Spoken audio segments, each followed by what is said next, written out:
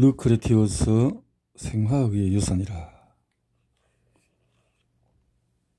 스미스 1987년, 백메니스트 1998년은 전자기 신호가 생체물질에서 직접적인 소통의 역할을 할 가능성을 고려했던 몇 안 되는 과학자들에 속한다. 알베르트 센트 제리지도 그와 같은 과학자 중에 한 명이다. 다음의 인용에서 루크레티우스와 에피쿠로스의 고대 개념에 기초한 생화학을 언급하고 있다. 이들은 물질은 단단하고 분리할 수 없는 단구공과 같은 단위, 즉 원자로 구성되어 있다는 아이디어를 처음으로 제기한 고대의 철학자들이다.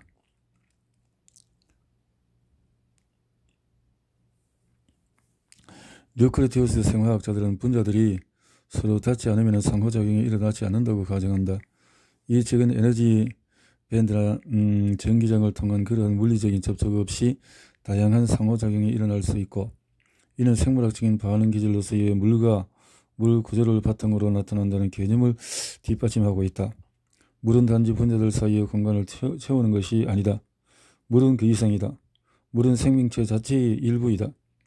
원행질의 구조, 세포 굴욕과 핵기질의 주요 기능 중 하나는 특정 구조를 물속에 형성하여 이 구조가 아니고서는 불가능한 전자 여기와 에너지 전달을 가능케 하는 것이다. 센트 제리지 1957년.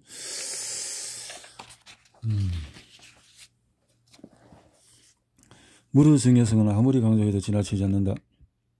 전자광학 관점에서 센트 제리지가 언급한 물 구조의 본질적인 역할은 진동하는 분자와 이를 둘러싸고 있는 주변 매질 사이의 임피던스 매칭을 하는 것이다.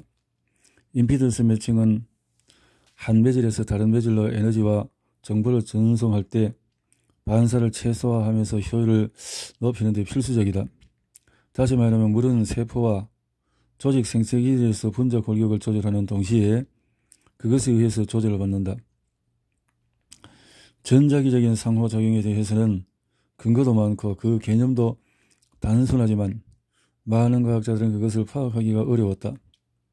원격에서 작용할 수 있다는 것이 뉴턴 역학에서도 받아들여지는 개념이고, 또한 천체들의 움직임을 설명해주고 있음을 감안할 때 이것은 매우 놀라운 일이다. 뉴턴 역학은 충돌에 의해서 생성된 운동 그 이상을 정당화하고 있다. 분자 사이의 전자기 상호작용에 관한 어떤 연구도 화학이나 물리학 또는 생물학에 알려진 법칙들을 위배하지 않는다. 딱딱한 구조물이 서로 무작위로 충돌한다는 생물학에서 빛의 속도로 정보를 전달한다는 생물학으로 이동하는 것은 과학혁명 없이도 가능하다. 모든 퍼즐 조각이 잘 맞아떨어진다. 급성병증이다. 시작이 폭풍은 종종 태양의 혼란으로 시작된다. 태양은 태양풍을 통해서 물질과 매우 빠르고 에너지가 넘치는 자기의 에너지 방울들을 지구로 뿜어낸다. 이 에너지가 지구의 자기권에 충돌하면 엄청난 전류가 생성되며 다시 이 전류는 전리층에 흐르는 거대한 전류에 영향을 미친다. 시작이 폭풍은 매우 강렬해서 위성, 전력선, 전화선 및 파이프라인을 손상시키고 무선 통신을 방해할 수가 있다.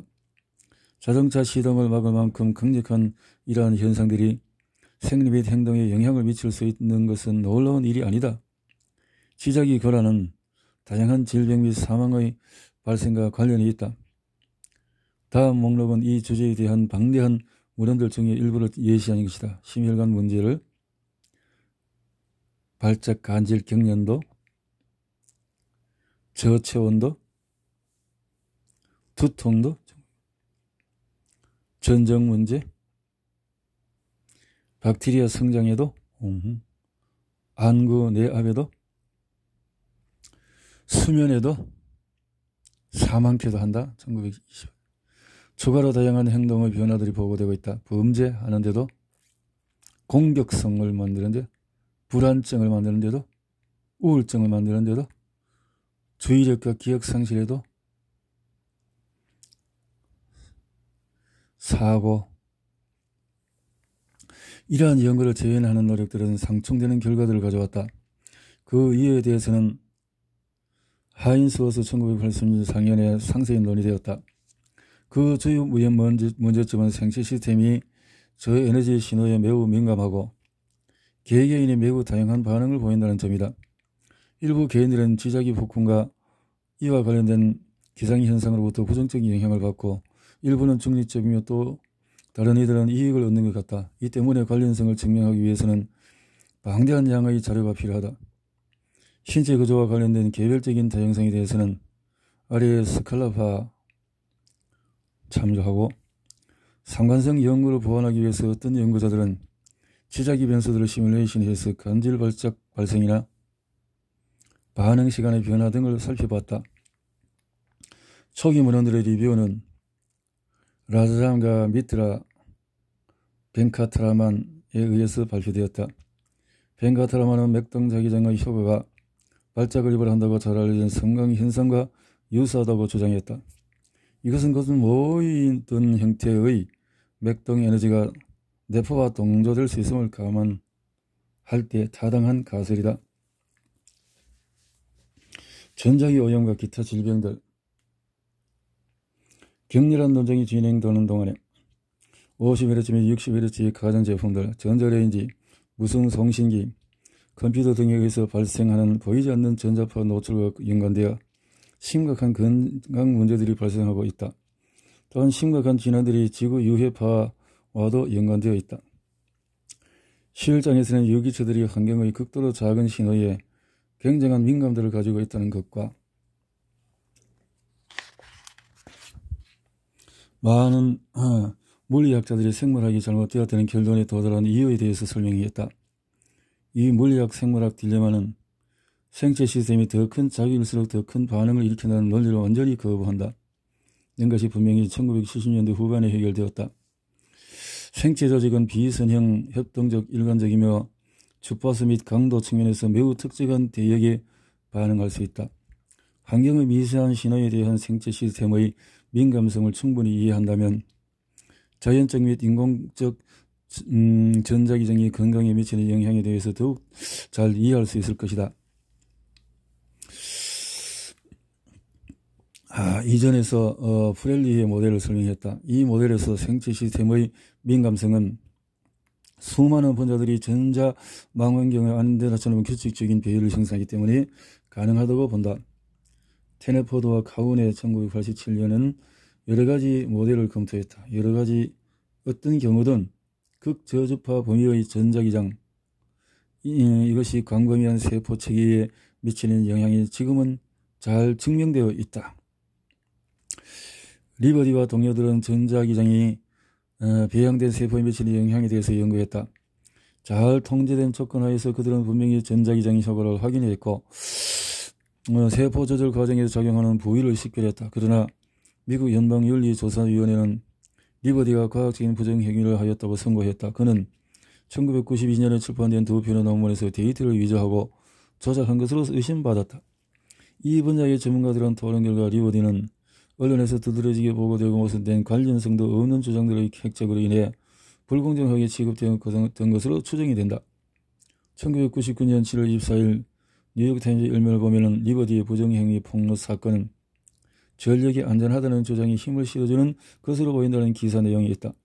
1999년 7월 27일 월스트리트저널의 A22 페이지에는 정부 기금을 받은 과학자가 전력선 저위의 전기장이 암을 유발한다는 가설을 지지하기 위해 체계적으로 데이터를 왜곡했다고 쓰여 있다. 그리고 사이언스지 1999년 7월에는 EMF 연구자가 데이터를 날조했다고 실었다.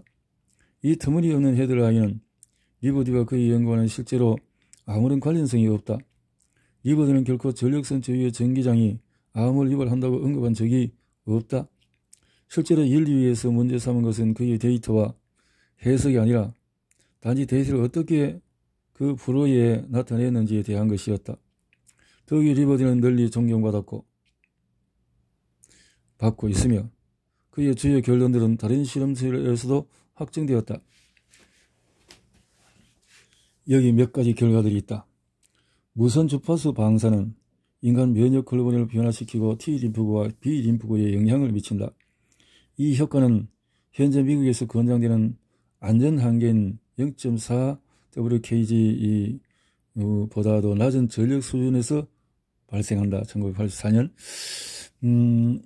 2450 마이크로 헬츠의 마이크로파는 토끼 적혈구의 나트륨 투과성을 증가시키고 세포 표면에서 적어도 11개의 단백질이 떨어지게 만든다. 1988년 칼슘 채널은 장의 상호작용이 일어나는 장소이다. 칼슘 대사에서 간절되는 사항들은 저강도 자기장과 생체 시스템의 상호작용에 관하여 제한된 파라메트릭 공진 이론과 일치한다. 1991년 60Hz 자기장은 멜라토닌의 자연적인 암 억제 작용을 차단함으로써 유방암 세포 증식을 촉진시킨다. 그 영향은 2에서 12mg의 영역에서 일어난다. 밀리 가우스 60Hz 자기장과 미토겐 발암물질은 조절 신호 발달 과정에 영향을 준다. 초기에는 세포 내로의 칼슘 유입에 영향을 미치며 이어서 특정 유전자 발현에 영향을 주게 된다. 그 자체로는 세포 증식을 일으키기에 부족한 아주 소량의 미토겐이 60Hz 자기장과 결합된다면 세포 분열을 자극할 것이다. 1993년 멜라토닌과 타목시펜은 배양된 인간 유방암 세포의 성장을 억제한다. 60Hz의 장은 이들의 작용을 차단한다. 가정기기에서 나오는 자기장은 생체 시스템에 영향을 줄 가능성이 없다는 베네트 1994년 등 물리학자의 주장은 정말 시대에 뒤떨어진 것이다. 좀 더 최신의 정보는 다양한 과학 저널이나 연 2회 발행되는 생체 시스템 전자기장의 진보라는 저널에서 찾아볼 수 있다. 그리고 이 주제는 의회 공청회 주제로 적어도 2번 다루어졌다. 이 연구들은 치료소의 손에서 방출되는 전자기장이 생체의 효과를 일으킬 수 있음을 보여준다는 점에서 에너지 치료소와도 관련이 있다. 치료사의 손과 맥동전기장 치료 장비에서 나오는 저주파수는 유익한 반면에 2에서 30Hz 범위 안에 배전 시스템에서 나오는 다소 높은 주파수 50Hz 및 60Hz는 유해한 것으로 보인다. 이거 중요한 부분이네요. 주파수가 스칼라파 잘 알려지지 않았지만은 물리학은 전자기장과 그 생물학적인 효과에 대해서 깊은 이해를 가져다 줄 수 있는 인식틀을 가지고 있다. 이 영역의 연구는 치료적인 면에서 상당히 중요하다. 이에 관련된 개념들은 현실과 의식에 대한 양자역학적 해석의 핵심으로 다가간다.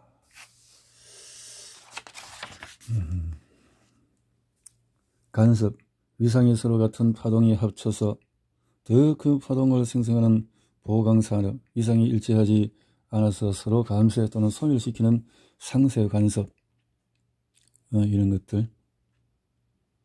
간섭. 간략하게 말하자면 고전 물리학에서는 파장들이 서로 간섭할 수 있다고 가르친다.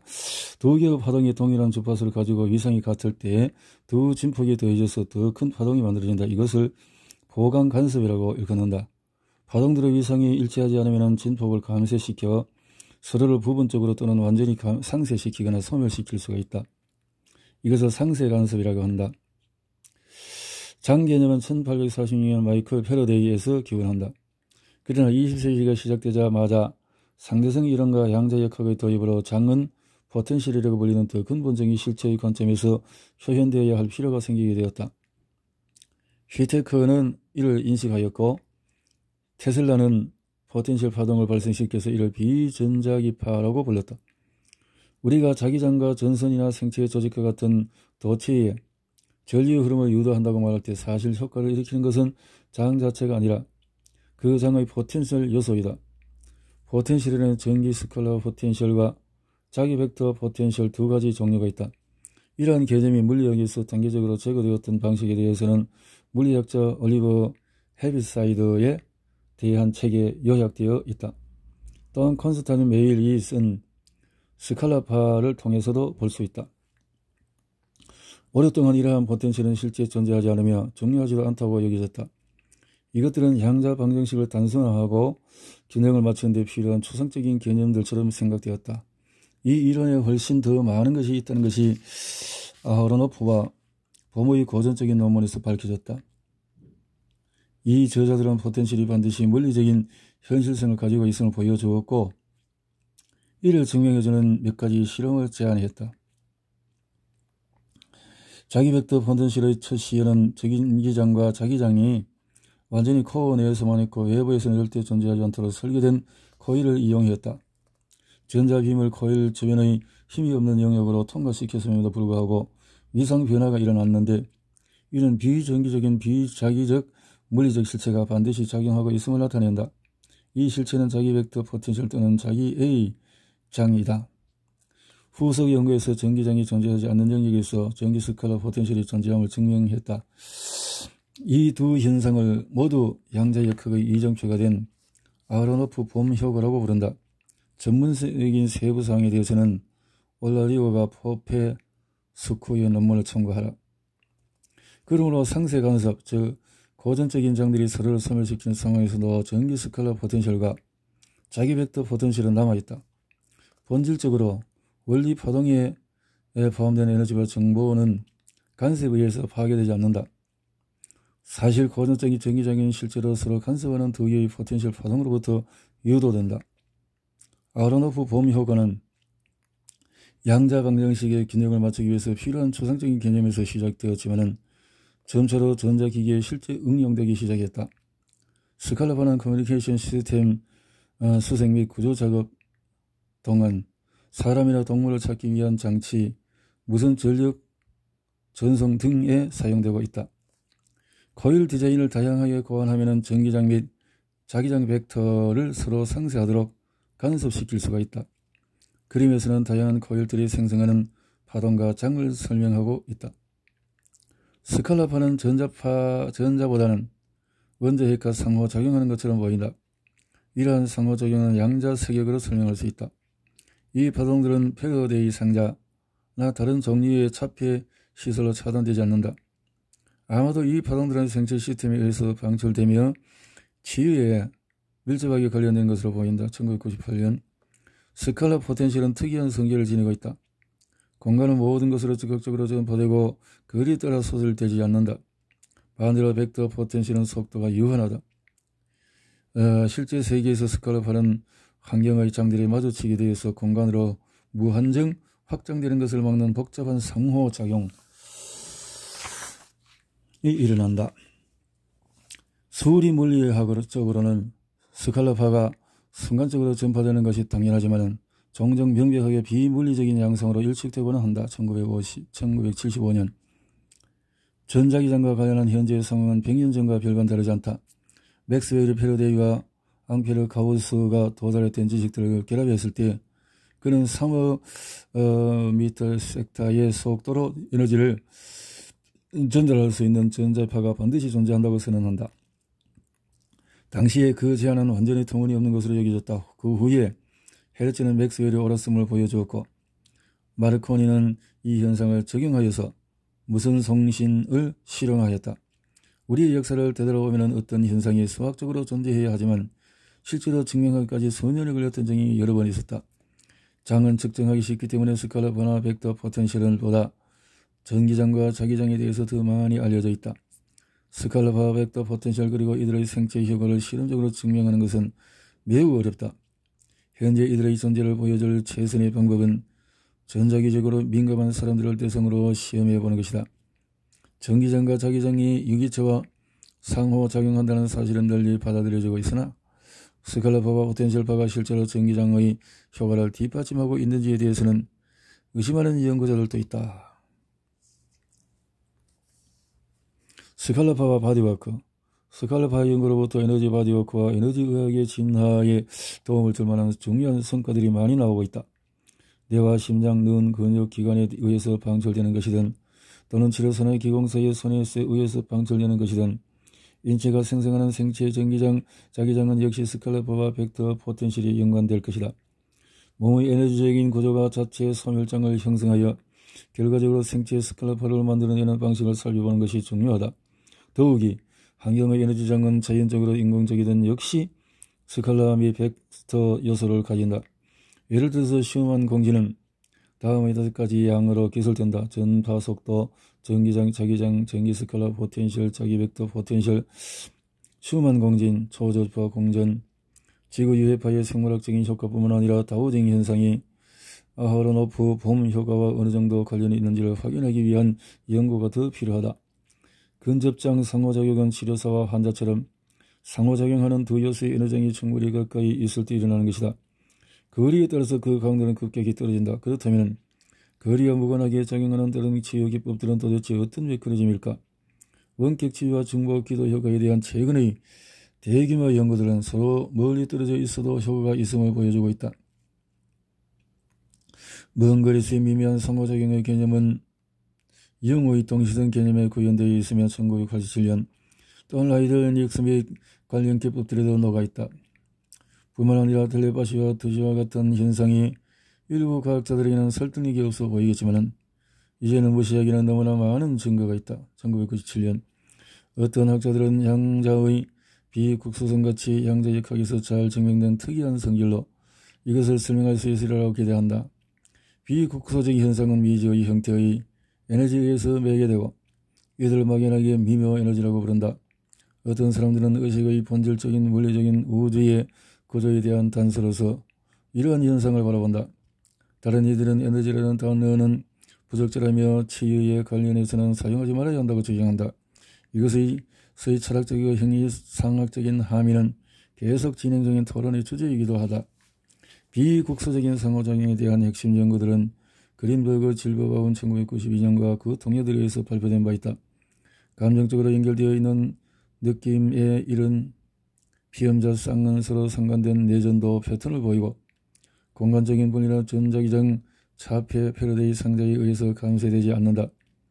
피험자 쌍 중에서 한 명에게 섬광 자극을 주었더니 그로 인해서 유발된 뇌파가 전자기장 차폐된다는 방향에 있는 자극받지 않은 피험자에게 옮겨졌다. 이 연구자들은 이러한 발견에 생리학적으로 영향을 미치는 진정한 비국소적이고 거시적인 의식의 존재를 보여준다고 주장한다. 차폐시를 사용하는 이 같은 연구들은 에너지의 상호작용을 배제하는 것처럼 보인다. 그러나 정말 그럴까? 위에서 설명한 스칼라와 벡터 포텐셜도 배제되는 것일까? 아하로노프 봄 효과가 비국소적 상호작용을 설명할 수 있을까? 한 가지 가능성은 시험한 공전의 스칼라 요소의 변조를 통해 원거리의 생물학적인 상호작용이 일어난다는 것이다. 이것은 터무니없어 보일지 모르지만 텔레파시 경험의 정확도와 지자기 활동이 평온했던 기간 사이에 유의한 상관성이 있다는 매우 흥미로운 연구 결과가 있다.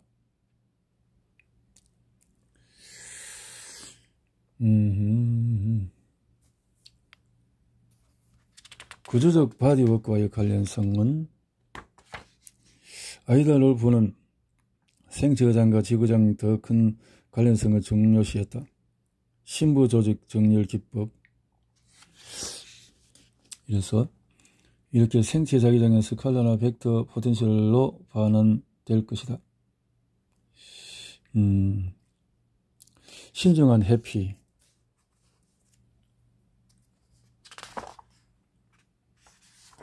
1980년 메비우스 띠 모양의 코일을 사용해서 생체 시스템이 안전하다고 알려진 스칼라파를 방출하는 몇 가지 개인용 전자기 차폐 장치가 개발되었다. 이 장치 중에 하나는 8.0Hz에서 슈만 타입의 신호를 생산하는 마이크로칩이 장착된 시계였다. 이 장치는 안전하고 유익하다고 여겨지는 주파수대로 사람의 뇌파를 안정시켰다고 한다. 이러한 장치들이 많이 판매되어서 시차증 해소, 에너지 증가, 혈압 감소, 웰빙 센서 등 증가 등의 유익한 효과가 보고되었다. 이러한 효과들은 질적인 것이어서 객관적인 근거를 제시하기는 어려움이 있다. 라인 1998년 스칼라파의 생물학적인 영향에 대한 최근의 연구를 요약했다. 스칼파는 신경세포 내로 신경전달 물질을 흡수를 억제하고 인간 림프구의 성장을 촉진할 수 있다. 그 효과는 세포 및 조직의 물 성질에 영향을 줌으로써 부분적으로 매개된다는 증거들이 있다.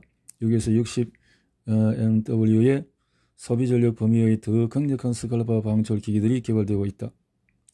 1998년 그 장치들은 평균 슈만 주파수인 7.83Hz에서 스칼파를 방출한다. 예비 테스트들과 이 주파수의 스칼파는 안전하며 전자기장 민감성으로 고통받는 사람들을 보호해준다고 한다. 또한 예비 임상실험에서 만성피로 증후군이나 섬유, 근육통, 인지기능장애, 수면장애 등 다양한 증상들이 개선됨을 보여주었다. 1998년 신뢰할만하고 강력한 포텐셜 파이의 원천을 개발한다면 이러한 에너지의 임상적인 효과에 대한 많은 연구들이 이어질 것이다. 우리의 전자파 환경에 대한 혼란과 잘못된 정보가 널리 퍼져 있다. 전문가 집단에서 널리 활용되는 정보는 일반 대중에게는 사실상 잘 알려지지 않고 있다. 여기는 몇 가지 이유가 있다. 많은 생물학자들은 생체 리듬에 영향을 주는 지구 물리학적인 페이스메이커들의 존재를 인정하지 않으려는 강한 편견을 가지고 있다. 이 편견은 이런 종류의 증거가 비과학적으로 간주되어 왔던 점성술을 지지하는 것처럼 보이는 데서 비롯한다. 1988년 또 다른 이유는 우리의 삶이 아주 멀리 떨어져 있는 현상들의 영향을 받을 수 있다는 것이 에고에게 큰 위협이 되기 때문에 인체가 보이지 않는 에너지장을 방출하고 동시에 이러한 장애에 민감하다는 생각은 일부 사람들에게는 위협적일 수 있다. 마지막으로 배전 시스템과 기술 장치들로부터 발생하는 장이 건강에 영향을 미치는 사실은 엄청난 경제적이고 법적인 문제를 초래할 수가 있다. 법적인 문제까지. 치료사는 치료 공간을 가능한 쾌적하고 편안하게 하려고 주의를 기울인다. 그러나 치료 공간 어디에 보이지 않는 에너지는 어찌할 것인가? 전자기나 지구 유해파의 민감성을 가진 사람들이 아무리 잘 치료한다고 하더라도 혼란스러운 에너지장이 가득 찬 집이나 직장으로 들어가면 문제는 계속될 것이다. 전형적인 치료를 하면 적절한 예방 조치가 취해질 수 있도록 보이지 않는 전자기 환경이 건강에 미치는 영향에 대한 교육도 포함해야 한다. 지금까지 논의했던 다양한 이유들로 인해서 이러한 사용들을 고려하는 것이 점점 더 중요해지고 있다. 질병에 대해서 알츠하이머 병의 위험이 높다라는 것도 전자기에 노출되어 있는 데서 나타났다는 거죠. 1996년 전자파 오염 차별 장치를 사용한 예비 임상시험에서 광범위한 증상들이 완화됨을 보여주고 있다라고 했죠. 이렇게 뇌 활동의 변화를 일으키지 않는 마이크로파 최대 안전치가 미국보다 러시아 기준이 1000배 적다는 점은 흥미롭다. 그래서 가격이 저렴한 자기장 탐지기들이 시중에 있어서 가정이나 직장에 존재하는 장을 측정하는 데 매우 유용하다. 이러한 장치들 중에 하나는 합리적인 가격의 자기장, 전기장, 라디오파, 마이크로파 검출기를 결합한 것이다. 기구의 자기장 검출파들은 공간의 3방향으로 향하는 3개의 검출 코일로 구성되어 있는데 이것이 중요한 점이다. 이러한 장치를 이용하면 가정이나 직장이나 전기, 담요나 히터, 형광 등 조광기, 전자레인지, 휴대전화, 컴퓨터, 텔레비전, 변압기, 식기나 냉장 아니면 오토와 같은 가전기 근처의 핫스팟을 찾을 수 있다. 이런 경우에는 가구나 침대를 조금만 이동해도 장기간 노출을 상당히 줄일 수가 있다. 검출기를 통해서 또 50 또는 60Hz 자기장을 줄이기 위해서 가정이나 직장의 배선 공사를 다시 하는 사람들도 있다. 단순히 전선의 배치를 갖추는 것만으로도 가정 내의 자기장 수준에 엄청난 차이를 만들어낼 수가 있다. 1991년 그러나 아브라함은 전도체를 서로 꼬는 것처럼 장을 소거시키려면 어떤 방법도 측정 불가능한 50에서 60Hz 스칼라파를 발생시켜 건강에 심각한 영향을 초래할 수 있다고 경고를 했다. 1998년 분명히 전자기 환경과 치료법과의 관련성에 대해서 우리가 배워야 할 것들이 매우 많다. 지구 유해파를 피하는 것보다도 중요하다. 올 1997년 몇 가지 기법들을 제시하고 있다. 다우저들 또한 좋은 방법들을 가지고 있다. 치료사들에게 다양한 전자기 오염 차폐 장치가 소개되고 있다. 그러나 그 효과가 보이지도 않고 측정도 불가능하며 주관적인 판단에 의존할 수밖에 없는 상황에서 소비자들은 속임수에 빠지지 않도록 조심할 필요가 있다. 현재 이러한 장치를 평가하는 가장 좋은 방법은 전자기파에 민감성을 가진 사람에게 테스트해보는 것이다. 이것은 비과학적일지 모르지만 좋은 설리가 있다. 생물학에서 이루어진 많은 중요한 발견들은 민감한 생물 검정, 미제 화합물 또는 성분 농도를 측정하기 위해서 생체 시스템에 시험해 봄으로써 시작되었다. 이는 생물학적인 검정이라고 불린다. 그래서 1973년 알레르기 환자에게서 정기적인 민감성을 연구하기 위해 사용한 대면 중화 기법은 생물학적인 검정법의 한 예이다. 이렇게 해서 접지 유도된 전기장을 감소시키는 것으로 접지를 통해서 그래서 그런 접지를 땅으로 해서 하는 그것을 번개 같은 것도 그렇게 하듯이 차폐 장치를 만들어서 기술적인 도전의 과제다. 몇몇 결론들은 생물학자에서 전자시대에 치르는 중요한 진화적인 사건이자 미지의 세계로서 극적인 발걸음을 나타낸다. 전기 및 전자기술의 발전은 인간이 달성할 수 있는 한계를 크게 확장시켰다. 그러나 진보에는 종종 예상치 못한 대가가 따른다. 초기에는 방사능이나 X선, 마이크로파를 연구했던 과학자 중에서 일부는 그들의 발견은 에너지의 노출이 누적되어서 생명을 잃었다. 우리는 다양한 스펙트럼을 보이지 않는 잠재적인 위험 요인들을 우리 환경에 끌어왔다. 이러한 것들이 계속 연구가 되어지고 있고, 전자기장이 양날의 칼이라는 말에는 신뢰할 만한 근거가 있다. 이렇게 해서 전자기가 또 도움을 줄 수 있지만 50kHz, 60Hz 진동하는 미세한 장이 유의한 것으로 보이는 반면에 비슷한 강도지만 주파수가 낮은 장에서 2, 70 및 15Hz는 각각 신경뼈, 인대, 모세혈관 같은 조직의 치유를 촉진할 수가 있다.